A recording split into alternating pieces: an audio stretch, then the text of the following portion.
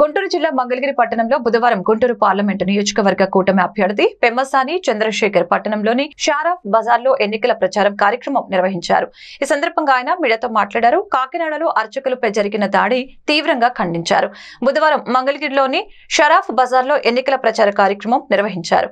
ఆయన మాట్లాడుతూ చీమకు కూడా హాని చేయని బ్రాహ్మణులపై దాడి జరిగితే సీఎం జగన్ ఏం చేశారని ప్రశ్నించారు.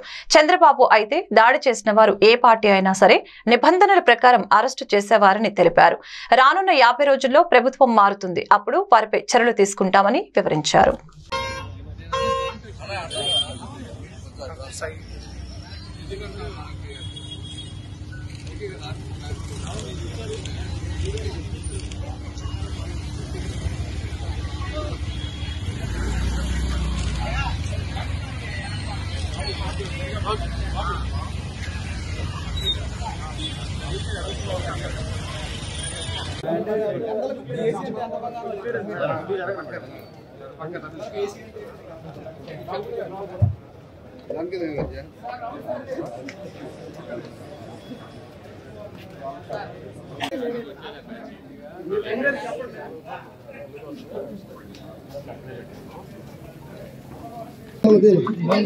జగన్మోహన్ రెడ్డి గారు పొద్దున్న నుంచి సాయంత్రం వరకు కులాలు మతాల గురించి మాట్లాడతారు.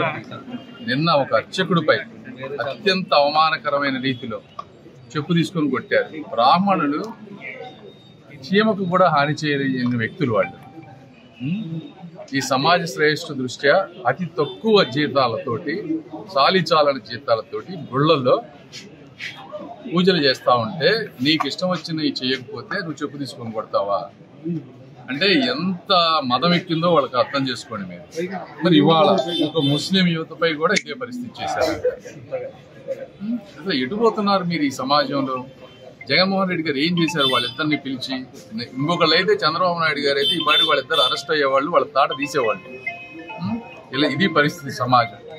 కానీ చూద్దాం, ఇంకొక 50 రోజులు ఉంది కదా. ఇలాంటి రోడ్ల పరిస్థితి అందరికీ తెలుగుదేశం పార్టీ తప్పకుండా చర్యలు తీసుకుంటుంది.